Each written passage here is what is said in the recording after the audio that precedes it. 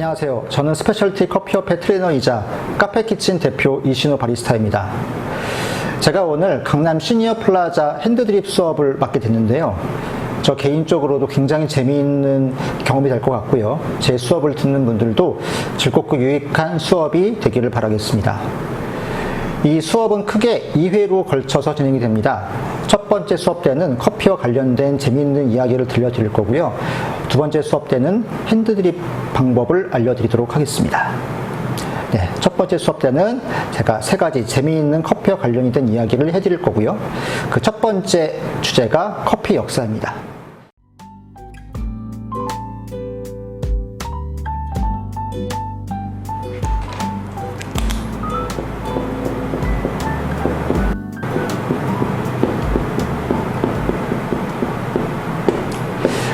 제가 이 화이트보드에 칼디의 전설이라고 적었습니다. 바로 커피 역사하게 되면 항상 등장했던 전설인데요.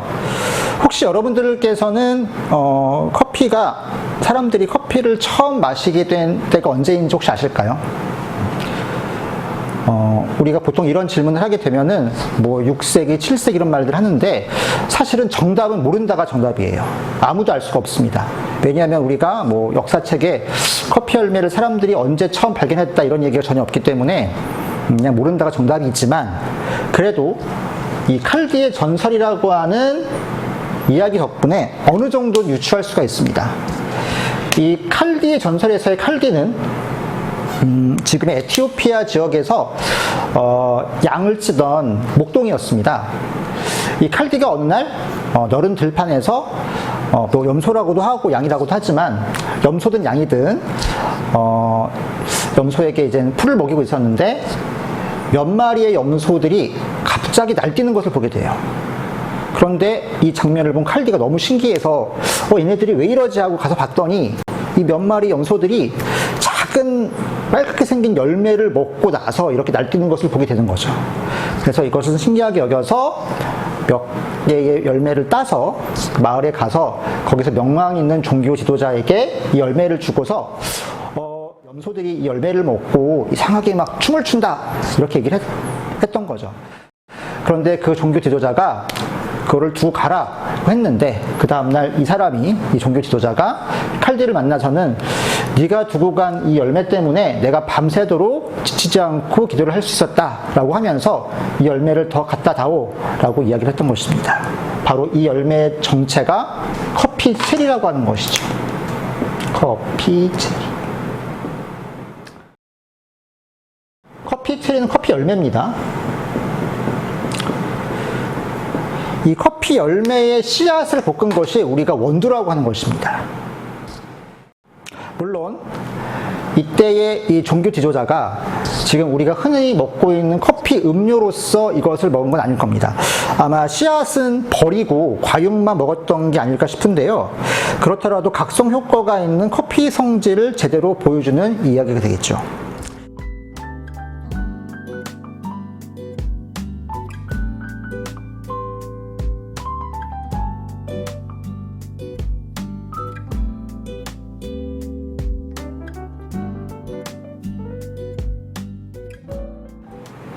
이후 6세기쯤 커피는 지금의 예멘 지역, 즉 중동 지역으로 전파가 되었고 본격적으로 커피 재배가 이루어집니다.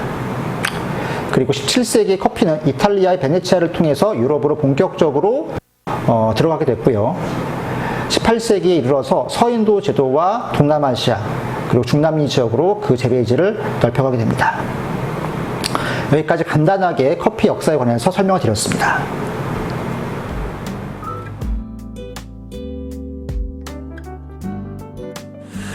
커피의 역사에 이어서 말씀드릴 두 번째 내용은 커피의 품종에 관한 내용입니다. 커피의 품종이라고 하면 조금 생소하실 수 있는데요. 혹시 아라비카라는 말을 들어보신 적 있으실까요? 100% 나를 위한 커피. 맥심 아라비카 100. 예전 커피 광고에 아라비카 100%로 만든 맥심 모카 골드라는 문구가 있었거든요. 여기 광고에서 말하는 아라비카가 바로 커피 품종의 한 종류입니다. 광고에서 100%가 들어가 있다고 광고하는 것을 보면 아라비카라는 품종이 좋은 품종이겠구나 라는 생각이 드실 수 있을 겁니다. 그런데 커피의 품종이 아라비카만 있는 것이 아닙니다. 바로 로부스타라는 품종도 있습니다. 물론 아라비카와 로부스타 말고도 몇 가지 품종들이 더 있지만 큰 규모로 농사를 짓는 품종은 이 두 가지 품종밖에 없기 때문에 보통 커피의 품종에 관해서 이야기를 하게 되면은 아라비카와 로부스타 두 가지 품종만 이야기를 하게 됩니다.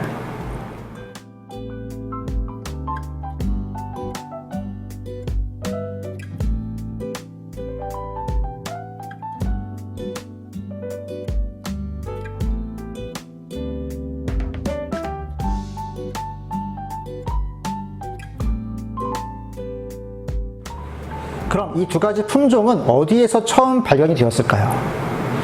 아라비카 품종은 지금의 에티오피아 지역에서 처음 발견이 되었습니다. 그런데 에티오피아 얘기가 커피의 역사를 이야기할 때도 나왔었죠. 바로 칼디의 전설의 칼디가 처음 커피 체리를 발견한 지역이 에티오피아였다고 제가 말씀을 드렸습니다. 맞습니다. 칼디가 처음 발견한 그 커피 열매가 바로 아라비카 품종이었던 것이죠. 그래서 우리가 보통 커피의 고향을 에티오피아라고 하는 것이고 이때의 커피는 아라비카 품종인 거죠.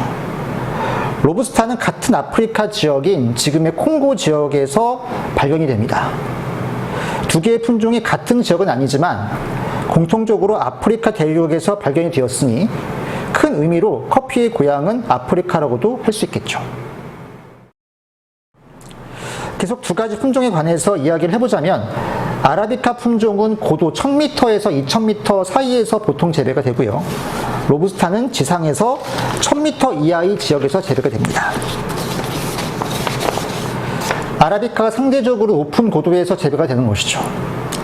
사실 이런 이유 때문에 아라비카 품종의 맛이 더 다채롭고 과일의 기분 좋은 산미를 느낄 수 있습니다.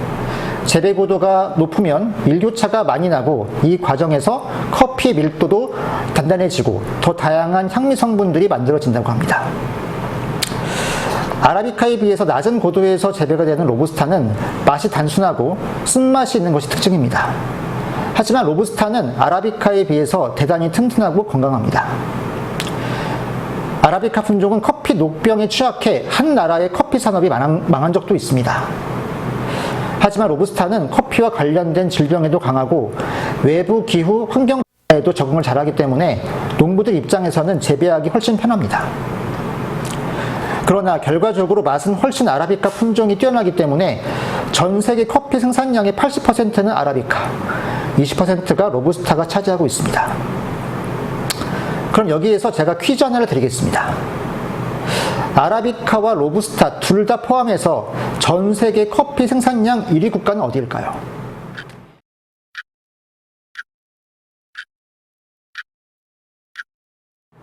바로 정열의 나라 브라질입니다. 작년 2022년 브라질 커피 생산량은 3,900만 톤입니다. 그리고 2등이 바로 베트남이고 2022년 기준 베트남의 커피 생산량은 330만 톤입니다. 1등이 브라질이고 이제 2등이 베트남이죠. 바로 이 베트남이 로부스타의 최대 생산국입니다. 그러니까 로부스타만으로는 세계 커피 최대 생산국이 베트남인 것이죠. 그리고 사실 2위는 자주 바뀝니다. 1위 브라질은 그대로 유지가 되고 있고요. 그럼 이런 의문이 들 수 있습니다. 맛으로는 아라비카 품종이 훨씬 맛이 있다고 하는데 왜 굳이 로부스타 농사를 지을까? 맛도 없다면서. 확실히 아라비카에 비해서 로부스타는 맛이 떨어지는 것은 사실이지만 그 때문에 가격이 상당히 저렴합니다. 우리가 매일 마시는 커피는 비싼 것도 있지만 사실 저가 커피도 많잖아요. 1,000원짜리 아메리카노도 있죠. 이렇게 저렴한 커피 가격이 형성되려면 아라비카 커피만 가지고는 쉽지 않습니다. 아라비카와 로부스타가 적절히 혼합되었을 때 그 정도 가격이 나올 수 있는 것입니다. 그리고 또 우리나라 사람들이 좋아하는 맥심 믹스 커피, 즉 인스턴트 커피를 만들 때에도 로부스타 커피가 주로 사용이 됩니다. 물론 아라비카 커피도 인스턴트로 사용이 되긴 합니다만 대부분의 인스턴트 커피들은 100% 로부스타 품종의 커피를 재료로 하고 있습니다.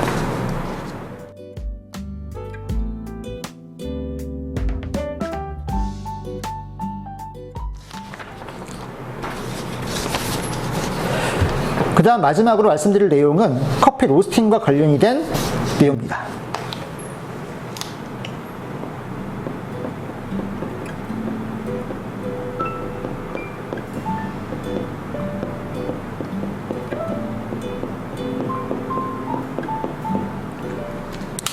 앞서 설명드린 내용과 연결이 됩니다. 커피 체리, 즉 커피의 열매 씨앗을 볶은 것이 우리가 흔히 보는 원두라는 말씀을 드렸는데, 씨앗을 볶는다, 그것이 바로 지금 말씀드릴 커피 로스팅입니다.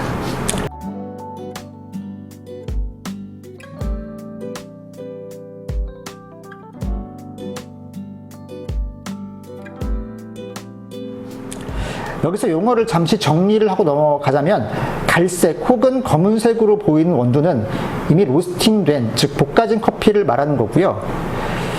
원두 전에, 즉 볶아지기 전에 커피는 생두라고 하며, 생두가 바로 커피 열매의 씨앗입니다. 일반적으로 커피 열매는 2개 혹은 1개의 씨앗을 가지고 있습니다.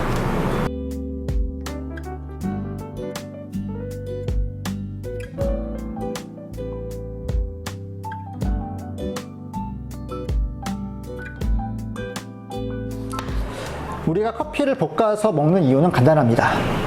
볶아서 먹어야 우리가 알고 있는 커피 음료의 향과 맛이 납니다. 볶기 전의 생두 상태에서는 그 맛과 향을 느낄 수 없습니다. 그래서 커피를 볶는 전문가인 로스터들이 맛있게 커피를 볶아주는 것입니다. 커피를 볶는 데에도 재미있는 사실이 있습니다. 커피 얘기를 하기 전에 스테이크 얘기를 한번 해보겠습니다. 조금 비싼 스테이크 전문점을 가시면 고기를 구워주는 정도를 물어보죠. 레어, 미디엄, 웰던, 이런 식으로요. 레어는 가장 덜 익히는 것이고, 미디엄은 중간, 웰던은 아주 많이 익혀서 주는 것이죠. 갑자기 커피 얘기하다가 왜 스테이크 얘기를 하냐고요?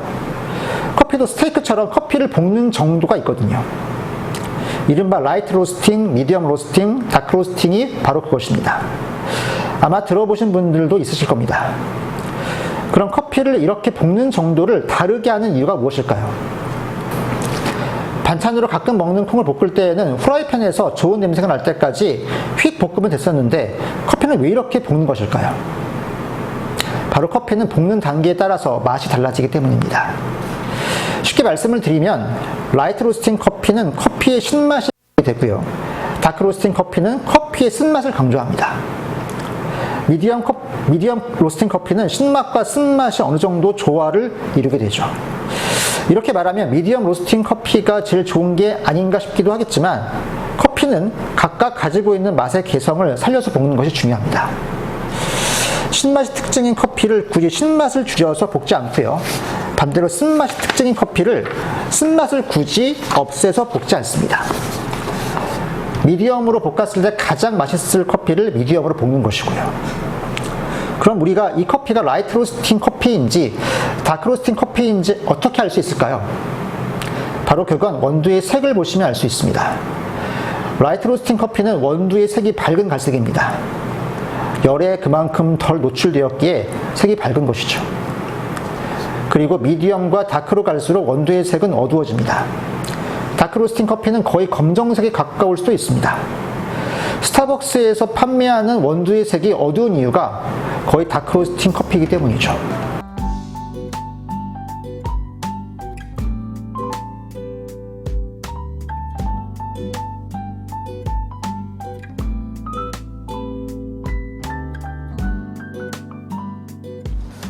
우리나라 사람들이 되게 신맛이 있는 커피보다는 구수하고 쌉싸름한 커피를 좋아합니다.